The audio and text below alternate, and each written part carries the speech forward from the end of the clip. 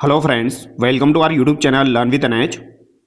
आज के शानदार वीडियो के अंदर हम दोस्तों एक नई शुरुआत करने वाले हैं। कक्षा 10 की जो आपकी किताब है इसको हम पूरा कवर करेंगे स्टेप बाय स्टेप। अध्याय 1 से लेके अध्याय 11 तक जो आपके पूरे टॉपिक दिए गए हैं उनको हम कवर करने वाले हैं। किस तरीके से हम कवर करेंगे वो सारी जानकारी मैं आपको यहाँ पर बताने वाला हूँ। और आज के वीडियो में हम अध्याय 1 जो है उसका पेज नंबर 1 से लेके पेज नंबर 6 तक हम कवर भी करने वाले हैं। ठीक है, तो राजस्थान का इतिहास और संस्कृति की जो आपकी किताब है आरबीएससी की कक्षा 10 की, उसमें राजस्थान का इतिहास एक परिचय आपका पहला अध्याय यहाँ पर दिया गया है। अब इसको हम किस तरीके से कवर करेंगे, हम इसको वन लाइनर फॉर्मेट में कवर करने वाले हैं क्वेश्चन के माध्यम से, और एक भी डिटेल आपकी नहीं छूटने वाली है। पूरी थ्योरी जो है आपकी उसको हम कवर करते हुए यहाँ पर चलेंगे। तो ये काफ़ी इंपॉर्टेंट वीडियो आप लोगों के लिए होने वाला है।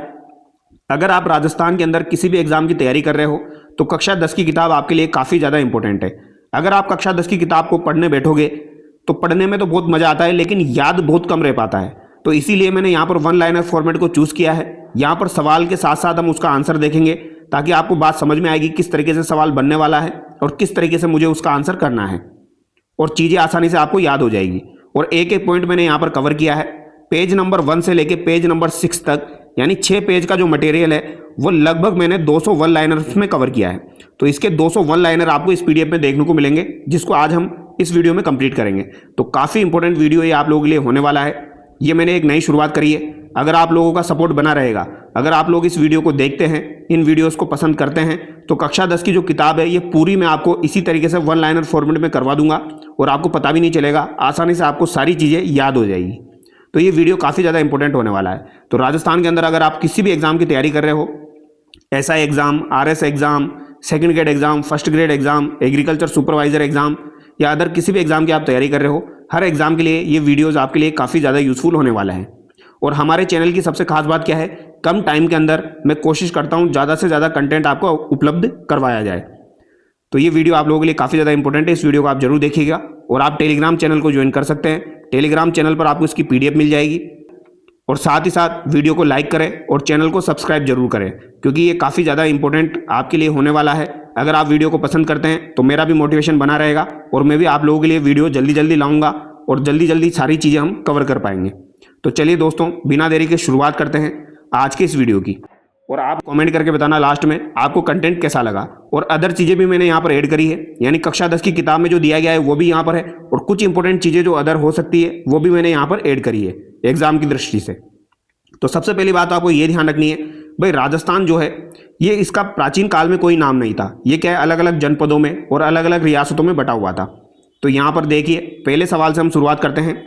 प्राचीन काल में वर्तमान राजस्थान का स्वरूप कैसा था? तो यह कोई एक राजनीतिक इकाई नहीं था, बल्कि अलग अलग जनपदों और रियासतों में बटा हुआ था। तो ये कक्षा 10 की किताब में आपका एज इट इज दिया गया है। ठीक है, अब दूसरा सवाल देखिए, सन 1800 ईस्वी में सर्वप्रथम इस पूरे भूभाग के लिए राजपुताना शब्द का मौखिक प्रयोग किसने किया? तो राजपुताना शब्द का मौखिक प्रयोग किसके द्वारा किया गया था? तो ये जॉर्ज थॉमस के द्वारा किया गया था 1800 ईस्वी में। अगला पॉइंट है, जॉर्ज थॉमस द्वारा राजपुताना शब्द के प्रयोग की सर्वप्रथम लिखित जानकारी हमें किस पुस्तक से मिलती है? तो राजपुताना शब्द के प्रयोग की जानकारी हमें military memoirs of mister George Thomas से मिलती है। और ये पुस्तक का प्रकाशन कब हुआ था? इस पुस्तक का प्रकाशन जो हुआ था ये आपका 1805 में हुआ था। कब हुआ था इस पुस्तक का प्रकाशन? 1805 में हुआ था। और ये पुस्तक किसके द्वारा लिखी गई थी? तो military memoirs of mister George Thomas पुस्तक जो है ये विलियम फ्रैंकलिन के द्वारा लिखी गई थी। तो यहाँ पर देखिए मैंने कितने पॉइंट आपको कवर करवा दिए। राजपुताना शब्द किसने दिया? तो जॉर्ज थॉमस ने दिया। कब दिया? 1800 ईस्वी में दिया। किस पुस्तक में इसकी जानकारी मिलती है? तो विलियम फ्रैंकलिन की पुस्तक है military memoirs of mister George Thomas, इसमें इसकी जानकारी मिलती है, जिसका प्रकाशन 1805 में हुआ था। अब आगे देखिए, विलियम फ्रैंकलिन ने अपनी पुस्तक में जॉर्ज थॉमस के बारे में क्या निष्कर्ष निकाला? उन्होंने लिखा कि जॉर्ज थॉमस संभवतः वो पहला व्यक्ति था जिसने इस भूभाग के लिए राजपुताना शब्द का प्रयोग किया। ठीक है, राजस्थान के इतिहास लेखन के पितामह यानी फादर ऑफ राजस्थान हिस्ट्री किसे कहा जाता है? तो father of Rajasthan history colonel James Tod को कहा जाता है। तो ये बात आपको ध्यान रखनी है। कर्नल जेम्स टोड की विश्व प्रसिद्ध पुस्तक का नाम क्या है? तो कर्नल जेम्स टोड की विश्व प्रसिद्ध पुस्तक का नाम क्या हो जाएगा? Annals and antiquities of Rajasthan. तो याद रखेगा, annals and antiquities of Rajasthan. Colonel James Tod की यह पुस्तक किस वर्ष में प्रकाशित हुई थी? तो annals and antiquities of Rajasthan आपकी 1829 में प्रकाशित हुई थी। कब प्रकाशित हुई थी? 1829 में ये आपकी प्रकाशित हुई थी। यहाँ पर वही कंटेंट मैंने ऐड किया है जो कि कक्षा 10 की किताब में दिया गया है, और थोड़ा बहुत वो कंटेंट मैंने यहाँ पर रखा है जो कि आपके एग्जाम की दृष्टि से इंपॉर्टेंट है। कर्नल जेम्स टोड ने अपनी इस पुस्तक में इस प्रदेश के लिए किन 3 शब्दों का प्रयोग किया है? तो कर्नल जेम्स टोड ने भी अपनी पुस्तक में 3 शब्दों का प्रयोग किया है राजस्थान के लिए, जैसे कि एक तो राजस्थान, एक रायथान और एक रजवाड़ा। तो ये रायथान रजवाड़ा शब्द का प्रयोग किसके द्वारा किया गया? तो ये कर्नल टोड के द्वारा किया गया। बहुत ही इंपॉर्टेंट जानकारी है, ध्यान रखना है। राजपुताना तो आपके थॉमस ने कहा था, लेकिन रायथान रजवाड़ा किसने कहा? कर्नल टोड ने कहा। और इनकी पुस्तक का नाम याद रखना, annals and antiquities of Rajasthan. कब प्रकाशित हुई थी? 1829 में प्रकाशित हुई थी। कर्नल टोड ने इस प्रदेश का नाम राजस्थान या रायथान क्यों रखा? क्योंकि यह स्थान राजपूत राजाओं का निवास स्थान था, तो राजाओं का स्थान, इसीलिए इसे राजस्थान कहा जाता है। कर्नल जेम्स टोड को राजस्थान के इतिहास में प्यार से किस उपनाम से जाना जाता है? तो कर्नल जेम्स टोड का एक उपनाम आपको देखने को मिलता है, तो इनका उपनाम क्या हो जाएगा? घोड़े वाले बाबा यहाँ पर हो जाएगा। क्या हो जाएगा भैया? घोड़े वाला बाबा इन्हें कहा जाता है, क्योंकि ये घोड़े पर बैठकर गांव गांव घूमकर इतिहास खोजते थे, तो इन्हें घोड़े वाला बाबा कहा जाता है। रामायण काल में महर्षि वाल्मीकि ने राजस्थान के इस भौगोलिक प्रदेश के लिए किस शब्द का प्रयोग किया? तो महर्षि वाल्मीकि के द्वारा राजस्थान के भौगोलिक प्रदेश के लिए कौन से शब्द का प्रयोग में लिया गया है? और यह सवाल आपका क्लास 10 की किताब में दिया गया है, तो मैंने यहाँ पर ऐड कर दिया। तो मरुकांतर शब्द जो है ये वाल्मीकि जी ने प्रयोग में लिया है, यह आपको ध्यान रखना है रामायण काल में। तो इंपॉर्टेंट जानकारी है, पूछी जा सकती है। रामायण काल में महर्षि वाल्मीकि ने राजस्थान के भौगोलिक प्रदेश के लिए कौन सा शब्द यूज में लिया? मरुकांतर। राजस्थान शब्द का सबसे प्राचीनतम उत्कीर्ण लिखित प्रयोग किस शिलालेख में देखने को मिलता है? तो राजस्थान शब्द का सबसे प्राचीनतम उत्कीर्ण लिखित प्रयोग आपका किस शिलालेख में देखने को मिलेगा? तो ये बसंतगढ़ शिलालेख सिरोही वाले में देखने को आपको मिलता है। बसंतगढ़ शिलालेख राजस्थान के किस जिले के माता मंदिर में स्थित है? तो ये सिरोही जिले में खिमल माता मंदिर में स्थित है। तो ये याद रखना आप, खिमल माता मंदिर सिरोही जिले में स्थित है आपका बसंतगढ़ शिलालेख। और ये किस विक्रम संवत का हो जाएगा? तो ये 682 विक्रम संवत का यहाँ पर हो जाएगा। कौन से विक्रम संवत का हो जाएगा भैया?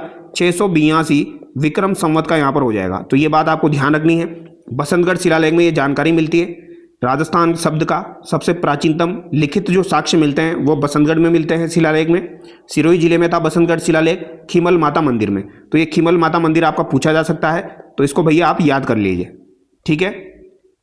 बसंतगढ़ शिलालेख में राजस्थान के लिए किस विशिष्ट शब्द का प्रयोग किया गया? तो ये वेरी वेरी इंपॉर्टेंट है, ऑलरेडी एग्जाम में आ चुके हैं ये सवाल, इसलिए भी इंपॉर्टेंट है।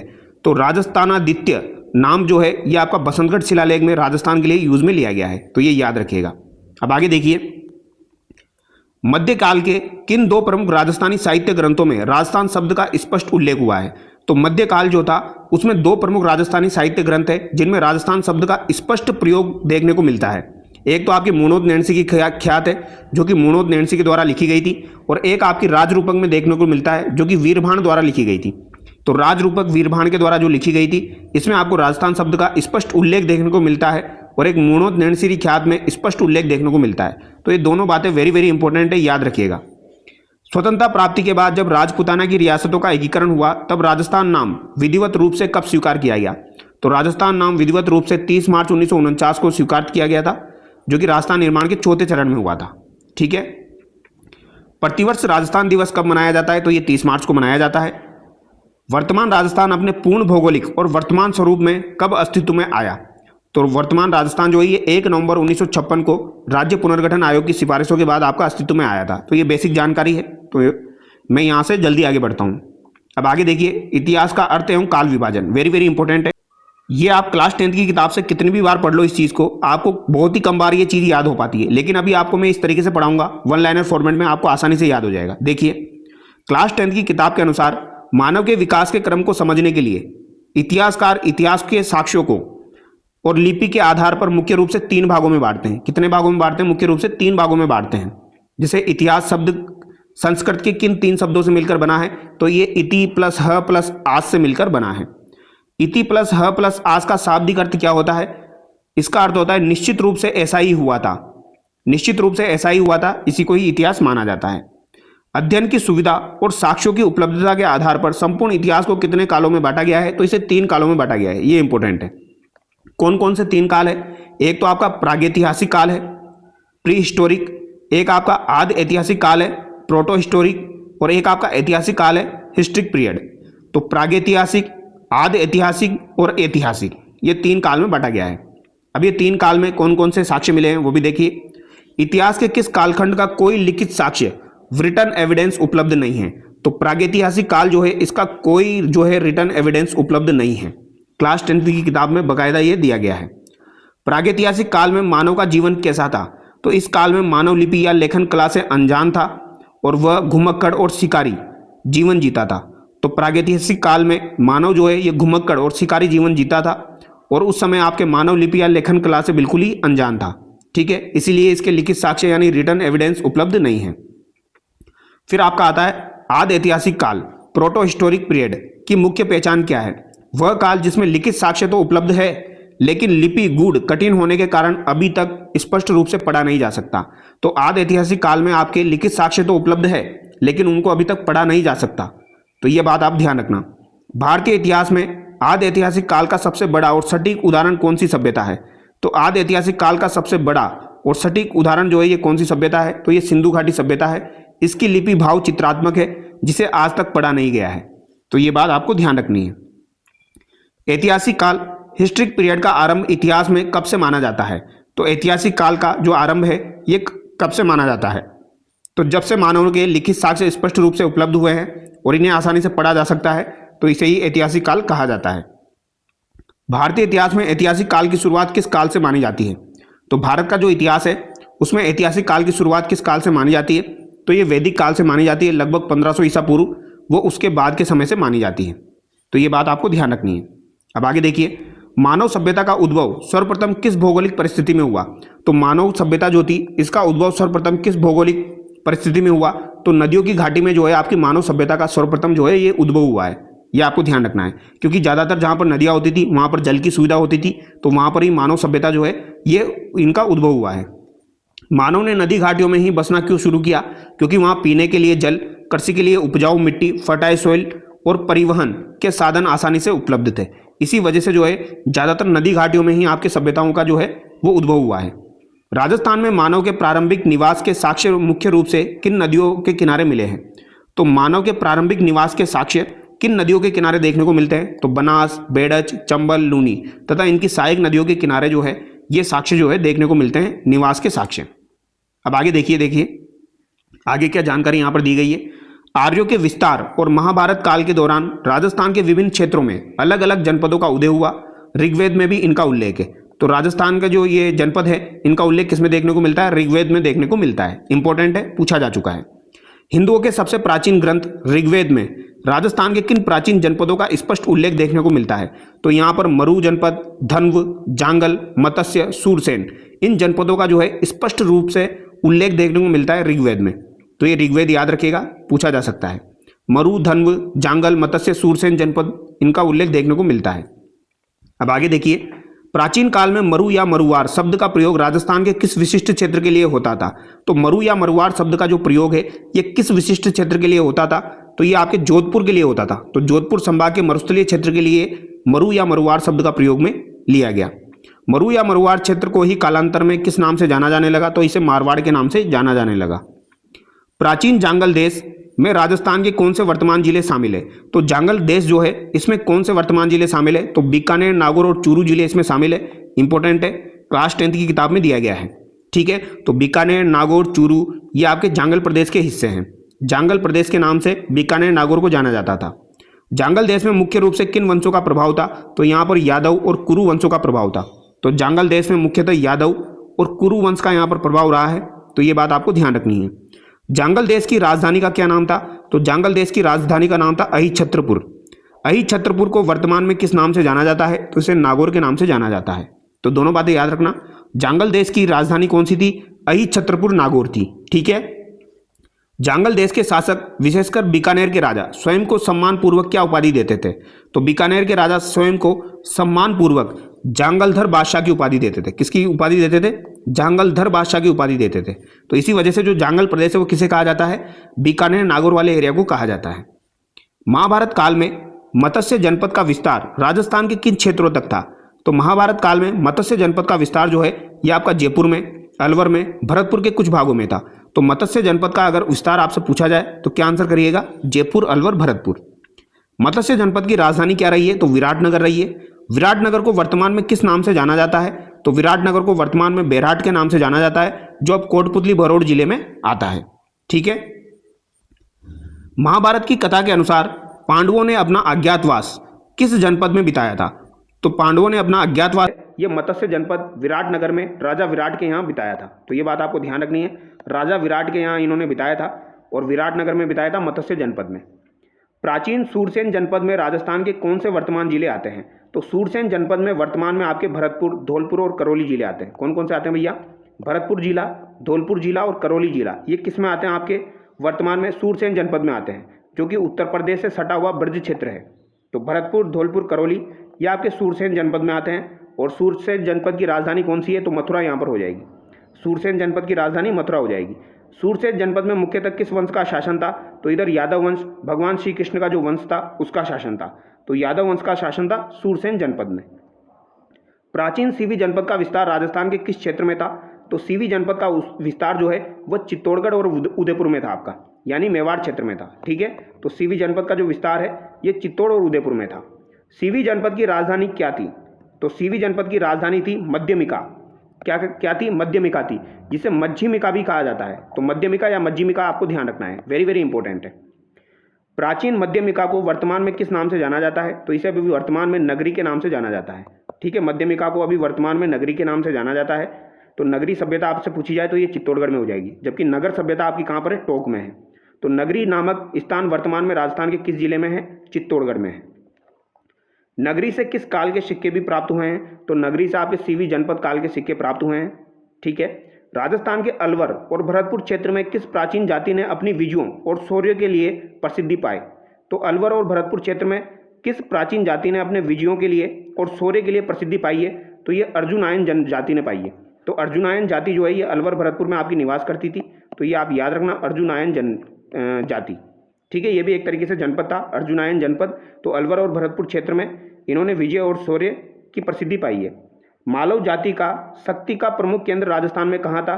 तो जयपुर के निकट नगर नामक स्थान। तो नगर वर्तमान में कहाँ है आपका? टोंक में आता है, ये आप ध्यान रखना। ठीक है। तो मालव जाति का शक्ति का प्रमुख केंद्र कौन सा हो जाएगा? नगर टोंक हो जाएगा। मालव जाति का यह प्रमुख केंद्र नगर वर्तमान में किस जिले में है? तो ये टोंक जिले में आपका हो जाएगा। ठीक है। आगे बढ़ते हैं। मालव जाति ने अपनी शक्ति को बढ़ाकर अपने राज्य का विस्तार किन किन क्षेत्रों तक कर लिया था? तो मालव जाति ने अपनी शक्ति का विस्तार जो है ये किन किन क्षेत्रों तक कर लिया था? तो अजमेर, टोंक, मेवाड़ तक इन्होंने अपना विस्तार कर लिया था। अजमेर, टोंक, मेवाड़ तक। सर्वाधिक मात्रा में तांबे के सिक्के किस जनपद से प्राप्त हुए हैं?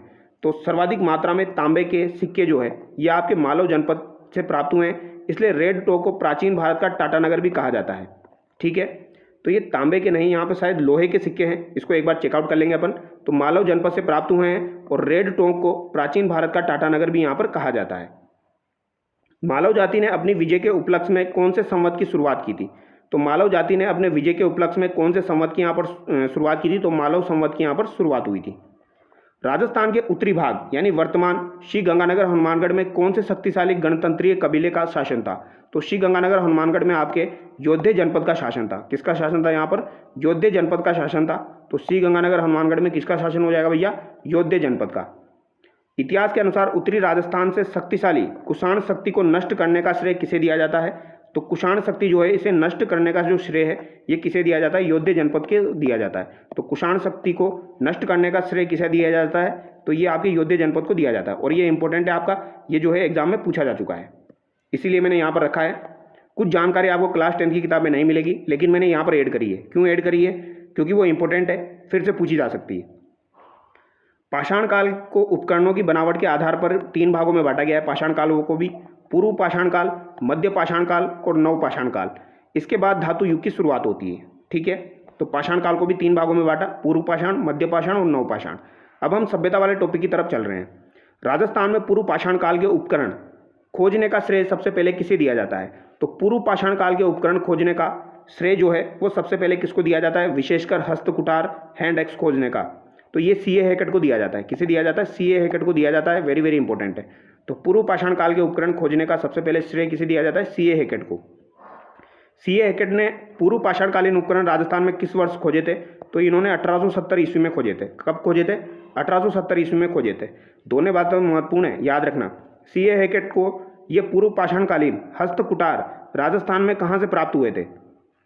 तो ये इन्हें जयपुर और इंद्रगढ़ से प्राप्त हुए थे। और तीनों सवाल दोस्तों एग्जाम में आ चुके हैं, वेरी वेरी इंपॉर्टेंट है। तो ये कहाँ से प्राप्त हुए थे?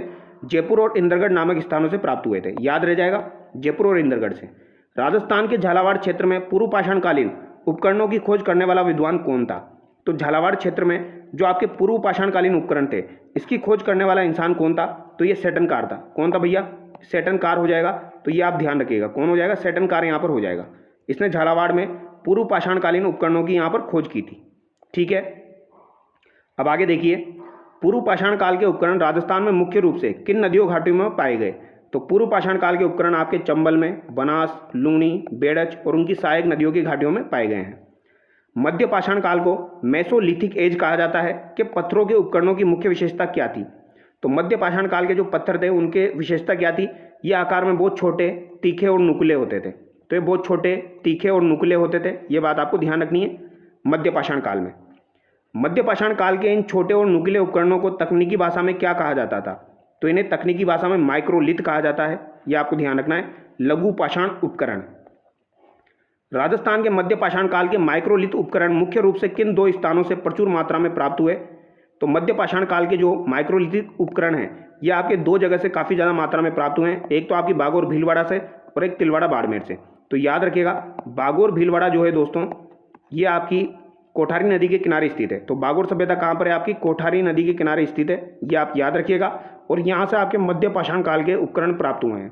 और तिलवाड़ा बाड़मेर में है, यहाँ से भी आपके माइक्रोलिथ उपकरण प्राप्त हुए हैं। बागोर और तिलवाड़ा के अलावा मध्य पाषाण काल के उपकरण किन नदी घाटियों से मिले हैं? तो बागोर और तिलवाड़ा के अलावा यहाँ पर पूछा गया है। तो अलावा मध्य पाषाण काल के उपकरण किन नदी घाटियों से मिले हैं?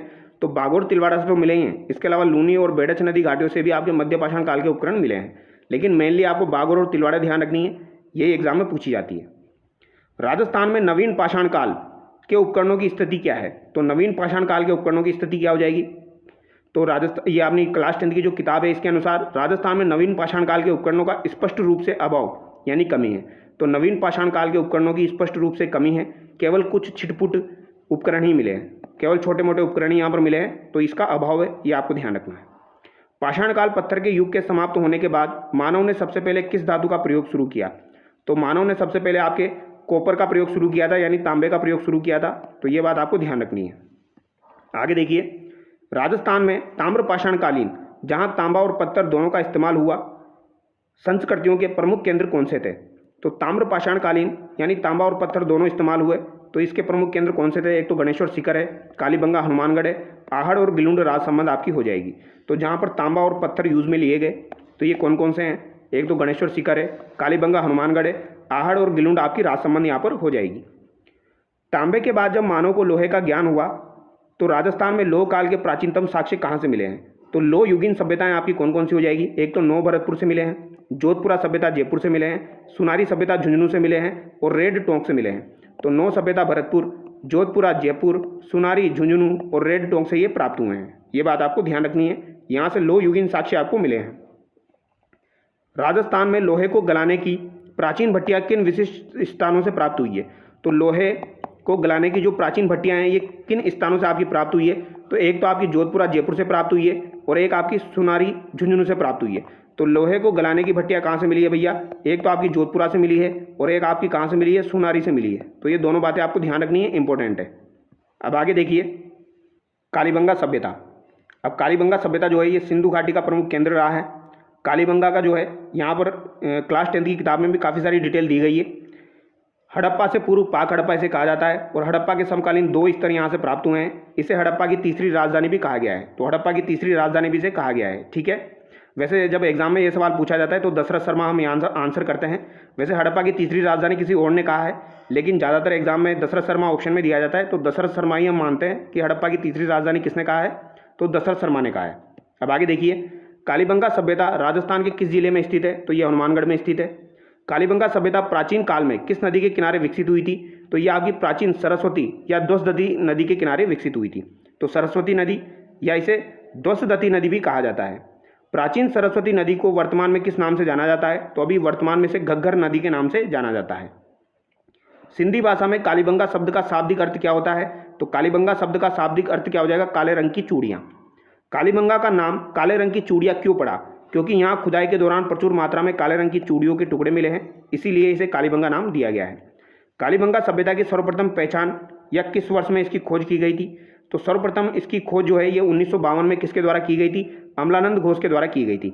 अमलानंद घोष यानी ए घोष के द्वारा इसकी खोज की गई थी, ये आपको ध्यान रखना है। कब की गई थी? 1952 में की गई थी। कालीबंगा का विस्तृत उत्खनन कार्य किस वर्ष शुरू किया गया? तो विस्तृत उत्खनन कार्य किस वर्ष शुरू किया गया? तो ये आपका 1961-62 में शुरू किया गया था। और किसके द्वारा शुरू किया गया था? तो ये बीबी लाल यानी ब्रिजवासी लाल और बीके थापर यानी बालकृष्ण थापर के द्वारा शुरू किया गया था। ठीक है, तो विस्तृत उत्खनन 1961-62 में शुरू हुआ, बीबी लाल और बीके थापर के द्वारा ये शुरू किया गया था। और यहाँ पर कुछ और भी नाम जुड़े हुए हैं, जबकि श्रीवास्तव जो है वो भी आपके कालीबंगा से जुड़े हुए हैं। एक दो नाम और भी यहाँ पर देखने को मिलते हैं। किस प्रसिद्ध इतिहासकार ने कालीबंगा को सिंधु घाटी सभ्यता की तीसरी राजधानी कहा है? तो ये डॉक्टर दशरथ शर्मा ने कहा है।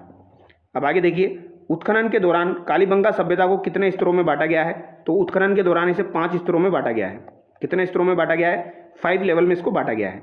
कालीबंगा के इन 5 स्तरों का कालक्रम क्या है? तो इन 5 स्तरों का कालक्रम आपको ध्यान रखना है। प्रथम 2 स्तर जो है वो तो हड़प्पा सभ्यता से भी प्राचीन है। प्रथम 2 स्तर हड़प्पा सभ्यता से भी प्राचीन है, यानी पाक हड़प्पा के हैं, और शेष 3 स्तर हड़प्पा सभ्यता के समकालीन हैं। तो याद रखना, प्रथम 2 स्तर जो हैं वो तो पाक हड़प्पा के हैं, और अगले जो शेष 3 स्तर है वो आपके हड़प्पा सभ्यता के समकालीन हैं।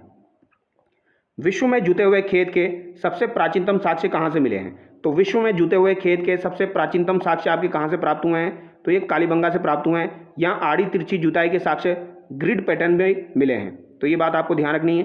कालीबंगा से जुते हुए खेत के साक्ष्य आपके मिले हैं, और आड़ी तिरछी जुताई के साक्ष्य ग्रिड पैटर्न भी यहाँ पर मिले हैं। कालीबंगा में जो जुते हुए खेत के साक्ष्य मिले हैं वे बस्ती से किस दिशा में स्थित है? तो जुते हुए खेत के जो साक्ष्य मिले हैं ये बस्ती से आपके दक्षिण पूर्व में स्थित है।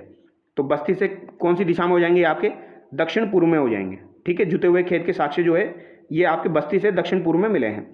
कालीबंगा के लोग कृषि में कितने उन्नत थे, इसका क्या प्रमाण मिला है? तो यहाँ पर एक साथ 2 फसलें उगाने का प्रमाण मिला है। तो एक साथ 2 फसलें उगाने का प्रमाण यहाँ पर मिला है, ये बात आपको ध्यान रखनी है। कालीबंगा में एक साथ उगाई जाने वाली 2 मुख्य फसलें कौन सी थी? तो ये चना और सरसों यहाँ पर हो जाएगी। कौन सी हो जाएगी? चना और सरसों। आगे देखिए, कालीबंगा में नगर नियोजन के तहत नगर को कितने भागों में बांटा गया था? तो नगर नियोजन के तहत नगर को 2 भागों में बांटा गया था, जिसमें एक भाग तो दुर्ग था और दूसरा निचला नगर था। दुर्ग पश्चिमी टीला वाला था और निचला नगर पूर्वी टीला था। ठीक है, तो पश्चिमी टीला जो था उसे तो दुर्ग नाम दिया गया, और निचला टीला जो था उसे पूर्वी टीला नाम दिया गया। ठीक है, मतलब पूर्वी टीला जो था उसे निचला नगर नाम दिया गया। ठीक है, पश्चिमी टीला थोड़ा बड़ा था, ऊपर की साइड था, तो इसे क्या नाम दिया गया? दुर्ग नाम दिया गया। और पूर्वी टीला जो था इसे निचला नगर नाम दिया गया। कालीबंगा के दुर्ग यानी पश्चिमी टीला का परकोटा सुरक्षा दीवार किस सामग्री से बना था? तो जो आपका दुर्ग था इसका परकोटा बना हुआ था, सुरक्षा दीवार बनी हुई थी, तो ये कच्ची ईंटों से बनी हुई थी। किससे बनी हुई थी? कच्ची ईंटों से बनी हुई थी। आगे देखिए, कालीबंगा में लोगों के मकानों के निर्माण में मुख्य रूप से किस प्रकार की ईंटों का प्रयोग किया गया था? तो यहाँ पर धूप में सुखाई गई कच्ची ईंटों का प्रयोग किया गया था। तो याद रखिएगा, धूप में सुखाई गई कच्ची ईंटों का प्रयोग यहाँ पर किया गया था। इसी कारण इसे दीनहीन बस्ती भी कहा जाता है।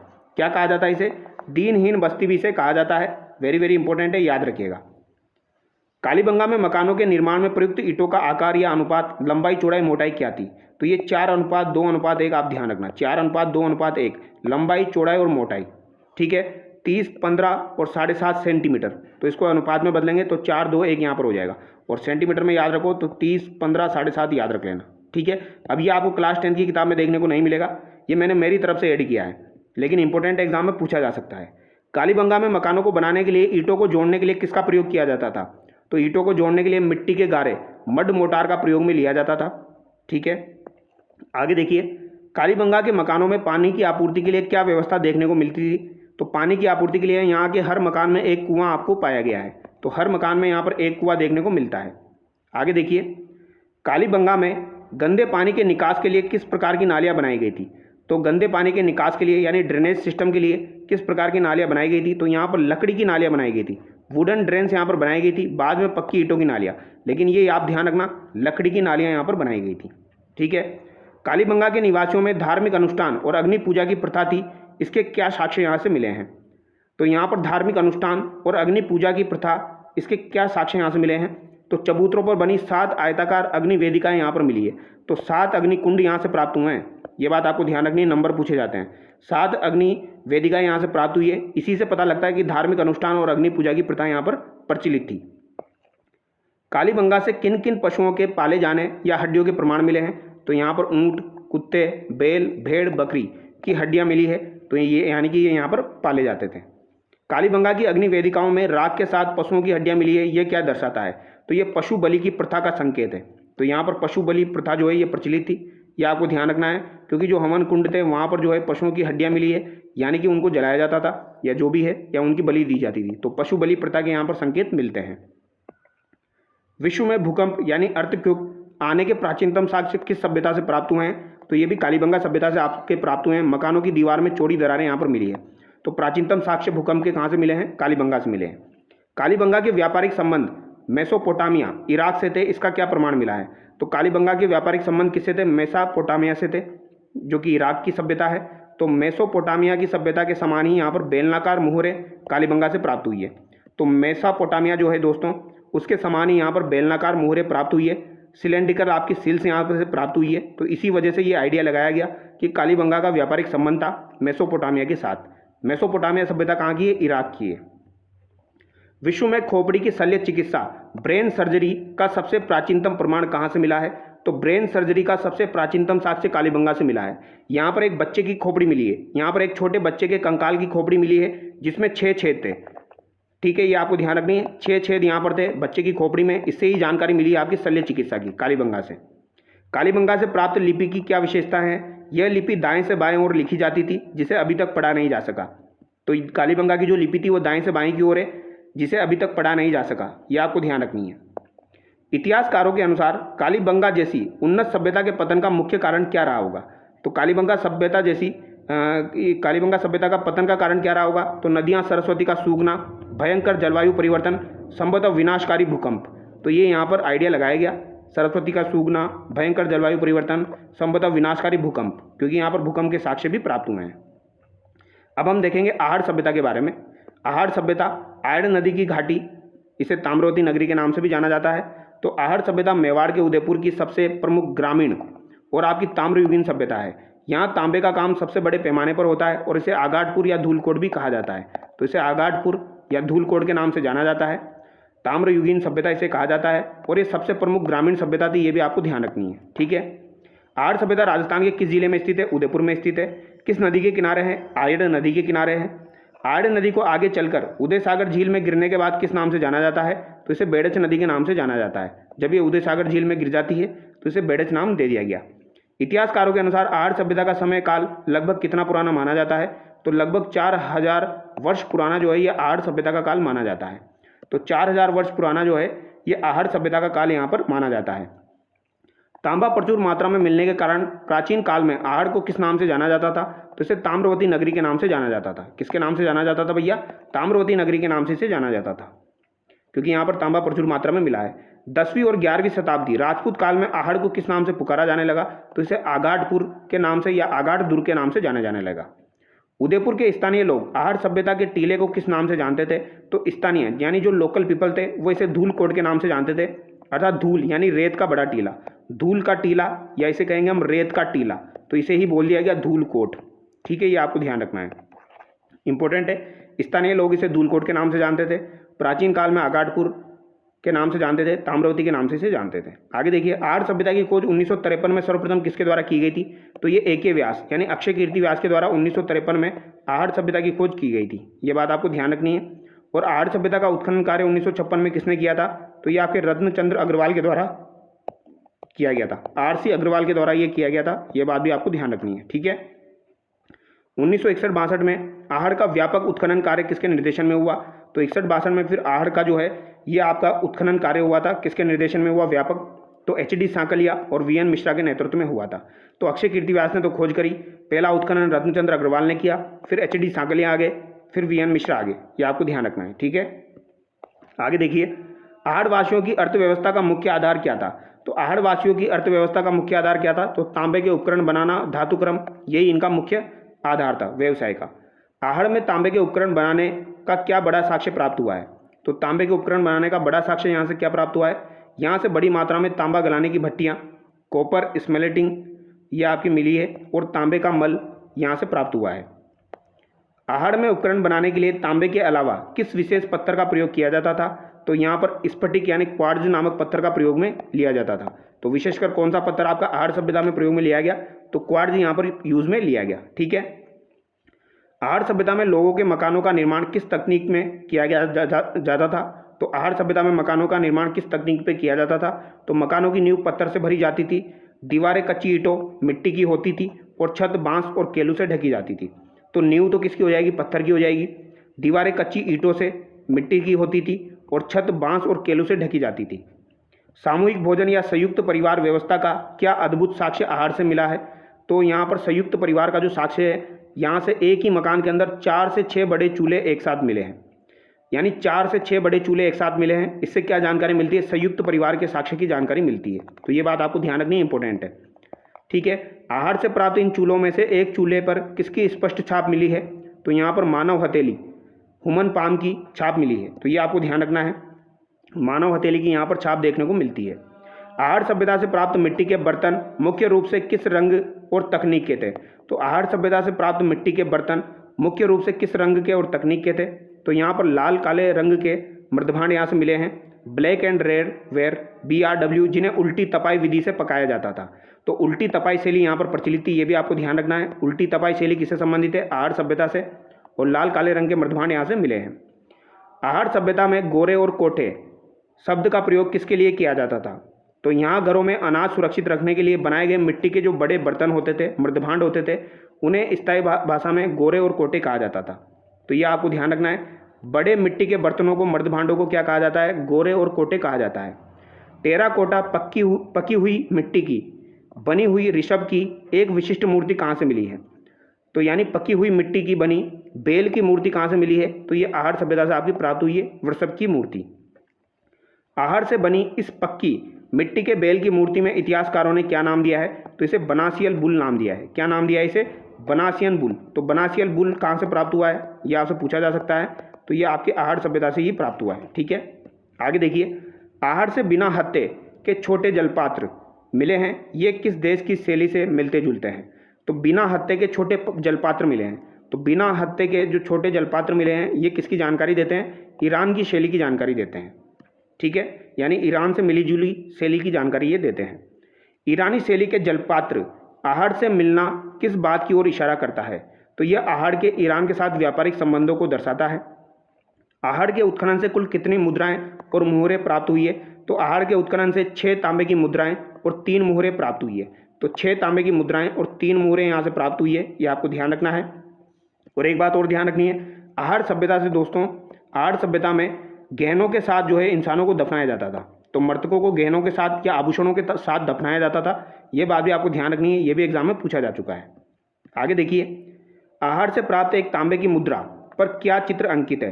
तो सिक्के के एक ओर त्रिशूल और दूसरी ओर यूनानी देवता अपोलो का चित्र है, जिसके हाथ में तीर और पीछे तरकस है। तो यानी कि यहाँ पर यूनानी की जानकारी भी मिलती है, यूनानी से संबंध की जानकारी मिलती है। अपोलो सिक्का यहाँ से मिलता है, अपोलो का चित्र। ठीक है। तो एक सिक्का मिला यहाँ पर, जिसकी एक ओर त्रिशूल और दूसरी ओर यूनानी देवता थे अपोलो, उनका चित्र बना हुआ है, जिसके हाथ में तीर और पीछे तरकस था। तो ये बात आपको ध्यान रखनी है। ठीक है। अब हम आगे देखेंगे गिलुंड सभ्यता, बागोर सभ्यता और आपकी गणेश्वर सभ्यता। ये सभ्यताएं भी बनास और कोठारी नदियों तथा कांतली नदी के किनारे फली फूली है। कांतली नदी के किनारे शेखावटी में तो आपकी गणेश्वर सभ्यता हो जाएगी। बागोर सभ्यता आपकी कोठारी नदी के किनारे भीलवाड़ा में हो जाएगी। गिलुंड सभ्यता आपकी बनास नदी के किनारे हो जाएगी। गणेश्वर इनमें सबसे प्राचीन ताम्र सभ्यता है। तो गणेश्वर सभ्यता सबसे प्राचीन और ताम्र सभ्यता है। गिलुंड सभ्यता राजस्थान के किस वर्तमान जिले में स्थित है? तो ये राजसमंद में स्थित है। और ये किस नदी के किनारे है? तो बनास नदी के किनारे है। गिलुंड में प्रारंभिक उत्खनन कार्य 1957-58 में किसके द्वारा किया गया था? तो गिलुंड सभ्यता का जो उत्खनन है ये किसके द्वारा किया गया था? तो ये याद रखना, ये बीबी लाल के द्वारा किया गया था। वेरी वेरी इंपॉर्टेंट है, बीबी लाल के द्वारा ये किया गया था। ठीक है। बीबी लाल के बाद गिलुंड का विस्तृत उत्खनन 1998 से 2003 के बाद किसने किया? तो ये VS सिंधे पुणे और ग्रेगरी पोसेल पेंसिल्वेनिया के द्वारा किया गया था। तो ये बात आपको ध्यान रखनी है। गिलुंड सभ्यता का जो है उत्खनन सबसे पहले बीबी लाल ने किया, फिर 1998-2003 में VS सिंधे पुणे के द्वारा और ग्रेगरी पोसेल पेंसिल्वेनिया के जो थे उनके द्वारा किया गया। और ये दोनों सवाल काफ़ी बार एग्जाम में आ चुके हैं, तो याद रखना। बीबी लाल, वीएस सिंधे जो कि पुणे से थे, और ग्रेगरी पोसेल जो कि पेंसिल्वेनिया से थे। इन्होंने 1998 से 2003 में उत्खनन किया। गिलुंड से प्राप्त प्रमुख सभ्यता टीले को स्थानीय भाषा में क्या कहा जाता है? तो गिलुंड से प्राप्त जो सभ्यता टीले थे इनको क्या कहा जाता है? इन्हें मोडिया मगरी कहा जाता है। तो गिलुंड से जो प्राप्त हुए हैं इन्हें क्या कहा जाता है? इन्हें मोडिया मगरी कहा जाता है। ये बात याद रखिएगा, ठीक है। आगे देखिए, आहड़ संस्कृति का वो कौन सा एकमात्र स्थल है जहाँ पक्की ईंटों यानी आपकी जो पक्की ईंट है का प्रचुर मात्रा में प्रयोग देखने को मिलता है? तो यहाँ पर सबसे इंपॉर्टेंट बात यही है, गिलुंड सभ्यता में जो है ये पकाई गई ईंटों का प्रयोग में लिया गया है। तो पकाई गई ईंटें यहाँ पर यूज में ली गई है, और आहड़ में केवल कच्ची ईंटें थी, ये आपको ध्यान रखना है। जबकि गिलुंड में पक्की ईंटें यहाँ पर यूज में ली गई है, और कालीबंगा सभ्यता जो थी उसमें धूप में पकाई गई ईंटें यूज में ली गई है, जबकि यहाँ पर पक्की ईंटें थी गिलुंड सभ्यता में, ठीक है। गिलुंड में तांबे के टुकड़ों के साथ साथ और किस प्रकार के उपकरण प्रचुर मात्रा में मिले हैं? तो तांबे के टुकड़ों के साथ साथ यहाँ पर पत्थर के फलक, स्टोन ब्लेड्स भी यहाँ पर देखने को मिलते हैं। बागोर सभ्यता राजस्थान के किस जिले में है? तो भीलवाड़ा जिले में है, कोठारी नदी के किनारे है। और बागोर सभ्यता का विस्तृत उत्खनन 1967-70 में किसके द्वारा किया गया? तो वीएन मिश्रा के द्वारा ही किया गया था, ठीक है। बागोर सभ्यता आपकी मध्य पाषाण काल की सभ्यता है, और यहाँ से माइक्रोलिथ उपकरण प्राप्त हुए हैं, इसलिए इसे मध्य पाषाण काल की सभ्यता कहा जाता है, मेसोलिथिक एज। बागोर के बाद के स्तरों से पाषाण उपकरणों के साथ साथ और क्या मिला है? तो यहाँ पर बागोर के बाद के स्तर जो थे उनमें पाषाण उपकरण के साथ साथ यहाँ से लोहे के उपकरण भी जो है प्राप्त हुए हैं, थोड़े बहुत लोहे के उपकरण भी यहाँ से प्राप्त हुए हैं। बागोर से प्राप्त उस विशिष्ट टीले का नाम क्या है जहाँ से उत्खनन का सर्वाधिक साक्ष्य मिले हैं? तो माँ सतियों का टीला। तो माँ सतियों का टीला किसे कहा जाता है? तो ये बागोर को कहा जाता है। वेरी वेरी इंपॉर्टेंट है, काफ़ी बार एग्जाम में आ चुका है, ठीक है। ज़्यादातर बच्चे यहाँ पर आहड़ आंसर कर देते हैं, जो कि गलत है। तो माँ सतियों का टीला किसे कहा जाएगा? बागोर को कहा जाएगा, जहाँ से सर्वाधिक उत्खनन हुआ है। संपूर्ण भारत में पशुपालन और कृषि से सबसे प्राचीनतम साक्ष्य राजस्थान में कहाँ से मिले हैं? अगर दोनों आपसे एग्जाम में पूछे जाए कि पशुपालन और कृषि दोनों के साक्ष्य कहाँ से मिले हैं, तो ये आपके बागोर भीलवाड़ा से मिले हैं, ठीक है। जबकि कृषि के साक्ष्य अगर इंडिविजुअल पूछे जाए तो ये कालीबंगा से भी आपके मिले हैं, लेकिन कृषि और पशुपालन दोनों पूछे जाए तो ये कहाँ से मिला है? बागोर भीलवाड़ा से मिला है। कपड़े सिलने के लिए 5 छेद वाली तांबे की सुई किस सभ्यता स्थल से प्राप्त हुई है? तो कपड़े सिलने के लिए 5 छेद वाली जो तांबे की सुई है ये आपकी कहाँ से प्राप्त हुई है? बागोर से प्राप्त हुई है। कितने होल थे इसमें? 5 होल वाली सुई है ये, 5 होल कॉपर नीडल। ये कहाँ से प्राप्त हुई है आपकी? तो ये बागोर से प्राप्त हुई है। तो इसे याद रखिएगा, ये इंपॉर्टेंट है, ठीक है। गणेश्वर सभ्यता राजस्थान के किस जिले में स्थित है? तो वर्तमान प्रशासनिक दृष्टि से तो नीम का थाना में हो जाएगी, पहले सीकर में थी। गणेश्वर सभ्यता किस नदी के उद्गम स्थल पर स्थित है? तो कांतली नदी के उद्गम स्थल पर स्थित है। गणेश्वर सभ्यता का उत्खनन 1977 में किसके द्वारा किया गया? तो आरसी अग्रवाल यानी रत्नचंद्र अग्रवाल के द्वारा किया गया। बाद में विजय कुमार ने भी यहाँ पर सहयोग किया था, ठीक है। विजय कुमार ने भी यहाँ पर बाद में सहयोग किया था। भारत के इतिहास में ताम्रयुगीन सभ्यताओं की जननी किसे कहा जाता है? तो ताम्रयुगीन सभ्यताओं की जननी किसे कहा जाता है? तो ये आपकी गणेश्वर सभ्यता को कहा जाता है। गणेश्वर से प्राप्त तांबे के उपकरणों की सबसे बड़ी विशेषता क्या थी? तो इन उपकरणों में तांबे की शुद्धता 99% थी। कितनी थी भैया? 99% तक थी, यानी सबसे शुद्ध तांबा यहीं से प्राप्त हुआ है। प्राचीन काल में हड़प्पा और मोहनजोदाड़ो जैसी बड़ी सभ्यताओं को तांबे की आपूर्ति कहाँ से की जाती थी?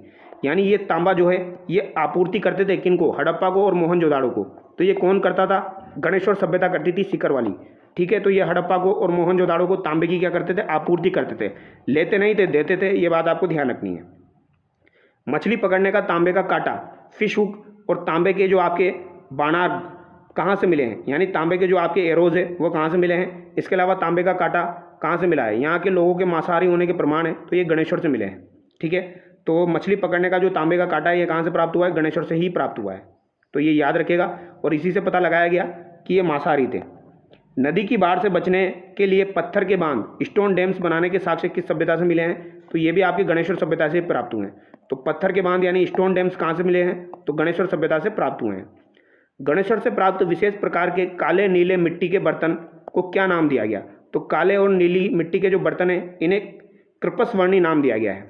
तो ये वेरी वेरी इंपॉर्टेंट है, पूछा जाता है कृपसवर्णी का संबंध किससे है? तो कृपसवर्णी का संबंध किससे हो जाएगा आपका? ये गणेश्वर सभ्यता से हो जाएगा। तो एक काले और नीले मिट्टी के बर्तन वाले नाम इनको दिया गया है कृपसवर्णी। अब आगे हम देखेंगे बेराट सभ्यता। बेराट विराटनगर जयपुर के पास स्थित है, वर्तमान में भी आपकी कोटपुतली बरोड़ में हो जाएगी। यह पूरे राजस्थान का एकमात्र ऐसा स्थान है जहाँ से मौर्य काल, अशोक और बौद्ध धर्म के सबसे स्पष्ट और प्राचीन प्रमाण मिले हैं। तो यहाँ से मौर्य काल के अवशेष मिले हैं, साथ ही साथ बौद्ध धर्म के अवशेष भी यहाँ से प्राप्त हुए हैं। बेराट सभ्यता राजस्थान के किस वर्तमान जिले में है? तो कोटपुतली बरोड़ में हो जाएगी, पूर्व में जयपुर का हिस्सा थी। तो ऑप्शन के हिसाब से आंसर कर देना। कौन सी नदी के किनारे बेराट सभ्यता स्थित है? तो बाणगंगा नदी के किनारे स्थित है। महाभारत काल में बेराट किस जनपद की राजधानी हुआ करती थी? तो मत्स्य जनपद की राजधानी हो जाएगी बेराट, ठीक है, तब इसे विराटनगर कहते थे। बेराट में उत्खनन मुख्य रूप से किन 3 प्रमुख पहाड़ियों पर किया गया? तो बीजक की पहाड़ी, भीम जी की डूंगरी और महादेव जी की डूंगरी। तो ये आपको ध्यान रखना है, बीजक की पहाड़ी, भीम जी की डूंगरी और महादेव जी की डूंगरी पर, ये 3 प्रमुख पहाड़ियां हैं जहां पर आपके बेराट का उत्खनन हुआ है। तो पूछी जा सकती है बीजक, भीम जी और महादेव जी। बेराट का प्रथम वैज्ञानिक उत्खनन 1936-37 में किसके द्वारा किया गया था? तो 1936 और 37 में बेराट का जो प्रथम वैज्ञानिक उत्खनन है ये दयाराम साहनी के द्वारा किया गया था। किसके द्वारा किया गया था? 1936-37 में दयाराम साहनी के द्वारा किया गया था। दयाराम साहनी के बाद 1962-63 में बेराट का पुनः उत्खनन किसने किया? तो ये आपके नील कमल बनर्जी और कैलाशनाथ दीक्षित, नील रत्न भी बोला जाता है इन्हें, नील रत्न बनर्जी और कैलाशनाथ दीक्षित के द्वारा ये किया गया था, ठीक है। तो सबसे पहले दयाराम साहनी ने किया था 1936 में बेराट सभ्यता का उत्खनन। फिर 1962-63 में किसने किया? तो ये नील रत्न बनर्जी आपके और कैलाशनाथ दीक्षित के द्वारा किया गया। वेरी वेरी इंपॉर्टेंट है, ये याद रखना आप। सम्राट अशोक का विश्व प्रसिद्ध भाबरू शिलालेख कहाँ से प्राप्त हुआ है? तो ये बेराट की बीजक की पहाड़ी से प्राप्त हुआ है। जो 3 पहाड़ियाँ हमने देखी, बीजक की पहाड़ी, भीम जी की डूंगरी, महादेव जी की डूंगरी, उसमें से बीजक की पहाड़ी पर भाबरू शिलालेख आपका प्राप्त हुआ है। भाबरू शिलालेख को 1837 ईस्वी में किस अंग्रेज अधिकारी ने खोजा था? तो इसकी खोज 1837 में हुई थी। और किसने खोजा था? तो कैप्टन बर्ड के द्वारा इसे खोजा गया था। किसके द्वारा खोजा गया था भैया? कैप्टन बर्ड के द्वारा इसे खोजा गया था। भाबरू शिलालेख का ऐतिहासिक महत्व क्या है? तो यह सम्राट अशोक की बौद्ध धर्म बुद्ध धम्म संघ में गहरी आस्था को प्रकट करता है। तो भाबरू शिलालेख जो है ये अशोक के बौद्ध धर्म बुद्ध धम्म और संघ में गहरी आस्था को प्रकट करता है। गोल मंदिर यानी कि बौद्ध स्तूप और बौद्ध मठ विहार के प्राचीनतम वास्तुशिल्प साक्ष्य राजस्थान में कहाँ से मिले हैं? तो ये बेराट से प्राप्त हुए हैं। तो गोल मंदिर बौद्ध स्तूप कहाँ से मिला है? बेराट से। बौद्ध मठ विहार कहाँ से मिला है? बेराट से मिला है। जयपुर के किस शासक के समय बेराट की खुदाई में एक स्वर्ण मंजूषा प्राप्त हुई है? तो एक स्वर्ण मंजूषा यानी गोल्डन कैस्केट प्राप्त हुई है। तो ये कहाँ किसके काल में प्राप्त हुई थी? तो सवाई राम सिंह के समय ये प्राप्त हुई थी। तो जयपुर के किस शासक के समय बेराट की खुदाई में स्वर्ण मंजूषा प्राप्त हुई थी? तो वेरी वेरी इंपॉर्टेंट है, ये सवाई राम सिंह के समय प्राप्त हुई थी, ठीक है। सवाई भी लगा देना आगे, सवाई राम सिंह के समय ये प्राप्त हुई थी। सवाई राम सिंह को मिली इस स्वर्ण मंजूषा में क्या रखा हुआ था? तो माना जाता है कि इसमें भगवान बुद्ध की अस्थियों के अवशेष रखे हुए थे। तो भगवान बुद्ध की अस्थियों के अवशेष रखे हुए थे स्वर्ण मंजूषा में। तो ये आपको ध्यान रखना है, इंपॉर्टेंट है, पूछी जा सकती है। आगे देखिए, बेराट के उत्खनन से सूती कपड़े में बंधी हुई कितनी प्राचीन मुद्राएं मिली है? तो 36 मुद्राएं यहाँ से प्राप्त हुई है, ठीक है। 36 मुद्राएं यहाँ से प्राप्त हुई है, यानी मुद्राएं यानी सिक्के यहाँ से मिले हैं। बेराट से मिली इन 36 मुद्राओं का वर्गीकरण क्या है? तो 8 तो इसमें पंचमार्क आहत सिक्के हैं और 28 इंडो ग्रीक हिंद यवन शासकों की मुद्राएं हैं। तो 8 तो पंचमार्क है और आपके जो 28 है ये टोटल मिला के कितनी हो जाएगी? आपकी 36 हो जाएगी। तो 8 तो यहाँ पर पंचमार्क हो जाएंगे आहत सिक्के और 28 आपके इंडो ग्रीक वाले हो जाएंगे। तो इंडो ग्रीक वाले ज़्यादा है। बेराट से मिले 28 इंडो ग्रीक मुद्राओं में से 16 मुद्राएं किस प्रसिद्ध यूनानी शासक की है? तो ये मिनांडर की है। तो 28 में से भी 16 जो है ये किसकी है? ये आपके मिनांडर की है, ये आपको ध्यान रखनी है, ठीक है। मिनांडर जो कि यूनान का शासक था, तो यूनानी शासक मिनांडर की ये आपकी 16 मुद्राएं हैं। तो टोटल 36 प्राप्त हुई, उसमें से आपकी 8 जो है ये आहत है यानी पंचमार्क है और 28 इंडो ग्रीक है। और इंडो ग्रीक में भी 16 किसकी है? यूनानी शासक की है। स्वास्तिक और त्रिरत्न चिन्ह से अलंकृत घड़े कहाँ पर मिले हैं? तो स्वास्तिक का चिन्ह और त्रिरत्न चिन्ह से अलंकृत घड़े कहाँ से मिले हैं? तो स्वास्तिक का जो चिन्ह है दोस्तों, इसके अलावा आपके अलंकृत घड़े ये कहाँ से प्राप्त हुए हैं? तो ये भी आपके बेराट से ही प्राप्त हुए हैं, ये भी आप ध्यान रखिएगा, ठीक है। आगे देखिए, प्रसिद्ध चीनी यात्री हेनस्वांग ने बेराट की यात्रा की थी, उसने अपनी पुस्तक में बेराट का क्या नाम बताया? तो भैया हेनस्वांग जो था ये चीनी यात्री था, इसने बेराट की यात्रा की थी। पहली बात तो ये ध्यान रखनी है, इसने अपनी पुस्तक थी उसमें जो है बेराट का क्या नाम बताया? तो पार यात्र। हेनस्वांग के अनुसार यहाँ 8 बौद्ध मठ थे, तो इसने पार यात्र नाम बताया था, ये आप ध्यान रखना, ठीक है, पार यात्र। बेराट की इस समृद्ध बौद्ध संस्कृति और स्मारकों को किस क्रूर हूण शासक ने नष्ट किया? तो बौद्ध संस्कृति को नष्ट किसने किया था बेराट में? तो ये मिहिर कुल के द्वारा किया गया था, जो कि हूण शासक था। तो हूण शासक मिहिर कुल के द्वारा इसे नष्ट किया गया, ये बात आपको ध्यान रखनी है। किसके द्वारा भैया? मिहिर कुल के द्वारा। इंपॉर्टेंट है, पूछा जाता है, ठीक है। अब कुछ और महत्वपूर्ण जानकारी देखिए, ठीक है। छोटी मोटी सभ्यताएं जो है वो भी देखिए, जैसे कि बालातल सभ्यता। बालातल सभ्यता राजस्थान के किस जिले में है? तो ये वल्लभनगर उदयपुर में है। बालातल सभ्यता का उत्खनन 1993 में किसके निर्देशन में हुआ? तो ये वी एन मिश्रा के निर्देशन में हुआ। बालातल में ताम्रपाषाण काल के अलावा किस काल के उपकरण भी प्रचुर मात्रा में मिले हैं? तो बालातल में लौह काल के उपकरण भी प्रचुर मात्रा में मिले हैं। आयरन के उपकरण भी यहाँ पर देखने को मिलते हैं। 11 कमरों वाले एक बड़े भवन या दुर्ग के साक्ष्य किस सभ्यता स्थल से प्राप्त हुए हैं? तो 11 कमरों वाला जो विशाल भवन है ये भी कहाँ से मिला है? आपका बालातल सभ्यता से प्राप्त हुआ है। और ये सवाल काफ़ी बार एग्जाम में आ चुका है, तो याद रखिएगा। संपूर्ण भारत में कुष्ठ रोग का सबसे प्राचीनतम साक्ष्य कहाँ से मिला है? तो कुष्ठ रोग जो है इसका सबसे प्राचीनतम साक्ष्य आपका कहाँ से प्राप्त हुआ है? तो बालाथल उदयपुर से प्राप्त हुआ है, और यहाँ एक कंकाल भी मिला है। तो कुष्ठ रोग के साक्ष्य कहाँ से मिले हैं? याद रखिएगा, बालाथल से मिले हैं, उदयपुर से। बेराट के अलावा राजस्थान का वह कौन सा दूसरा स्थल है जहाँ से हाथ से बुने हुए सूती कपड़े के साक्ष्य मिले हैं? तो हाथ से बुने हुए सूती कपड़े के साक्ष्य एक तो आपके बेराट से मिले हैं, और दूसरे आपके कहाँ से प्राप्त हुए हैं? बालाथल से प्राप्त हुए हैं। यहाँ तांबे के सिक्के और कुत्ते की मूर्ति भी मिली है। तो तांबे के सिक्के भी मिले हैं, थोड़ा बहुत लोह का भी मिला है, यहाँ पर कुत्ते की मूर्ति भी मिली है, कुष्ठ रोग के साक्ष्य भी यहाँ से प्राप्त हुए हैं, 11 कमरों वाला विशाल भवन भी यहाँ से मिला है, और सूती कपड़े के साक्ष्य भी यहाँ से मिले हैं। रंगमहल सभ्यता किस जिले में स्थित है? तो कक्षा 10 की किताब में हनुमानगढ़ यहाँ पर दिया गया है, तो मैंने यहाँ पर हनुमानगढ़ी रखा है। रंगमहल का उत्खनन 1952-54 में किस स्वीडिश दल के नेतृत्व में किया गया था? तो ये डॉक्टर हन्ना रीड के नेतृत्व में किया गया था। तो रंगमहल सभ्यता आपके हनुमानगढ़ में है, और इसका उत्खनन किसके द्वारा किया गया 1952-54 में? तो ये हन्ना रीड के द्वारा किया गया था। ये बात आपको ध्यान रखनी है। रंगमहल सभ्यता से किसकी एक बहुल प्रसिद्ध मण मूर्ति मिली है? तो यहाँ पर गुरु शिष्य की मूर्ति प्राप्त हुई है रंगमहल सभ्यता से। तो रंगमहल सभ्यता जो है यहाँ से गुरु शिष्य की मूर्ति प्राप्त हुई है, ये बात आपको ध्यान रखनी है। ओजियाना सभ्यता किस नदी के किनारे और किस जिले में है? तो ओजियाना सभ्यता जो है ये आपकी भीलवाड़ा में है, और ये खारी नदी के किनारे है। तो ओजियाना सभ्यता कभी भी आपसे पूछी जाए तो क्या आंसर करिएगा? खारी नदी के किनारे कहाँ पर? ये आपकी बदनौर भीलवाड़ा में है। ठीक है, तो ओजियाना सभ्यता भीलवाड़ा में है, खारी नदी के किनारे।